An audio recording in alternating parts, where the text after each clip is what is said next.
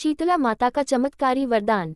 बहुत समय पहले की बात है। शीतला माता ने सोचा कि चलो आज धरती पर जाकर देखती हूँ कि मेरी पूजा कौन करता है और कौन मुझे सच्चे मन से मानता है। यह विचार आते ही माता पृथ्वी पर राजस्थान के डूंगरी गांव में पहुंची। गांव की गलियों में घूमते हुए वे ये देख रही थी कि कौन उनका नाम लेता है और कौन उन्हें भूल चुका है। इसी दौरान एक मकान की छत से किसी ने उबलता हुआ चावल का पानी नीचे फेंका। वह पानी सीधे शीतला माता के ऊपर गिर गया, जिससे उनके शरीर पर जलन होने लगी और फफोले पड़ गए। पीड़ा से कराहते हुए माता गाँव में इधर उधर घूमने लगी और कहने लगी, अरे मेरा शरीर जल गया, मुझे बहुत दर्द हो रहा है, कोई मेरी मदद संगीत करो। लेकिन गांव के किसी भी व्यक्ति ने उनकी सहायता नहीं की। गांव के किनारे एक गरीब कुम्हार बैठी थी। उसने देखा कि एक वृद्ध महिला जलन से तड़प रही थी और उनके पूरे शरीर पर फफोले पड़ गए थे। उन्हें देख कुम्हार का हृदय दया से भर गया। वह जल्दी से उठी और बोली, माँ तुम यहाँ बैठो, मैं तुम्हारे शरीर पर ठंडा पानी डालती हूँ, इससे तुम्हें आराम मिलेगा। फिर उसने एक घड़े से ठंडा पानी लिया और माता के शरीर पर डाला।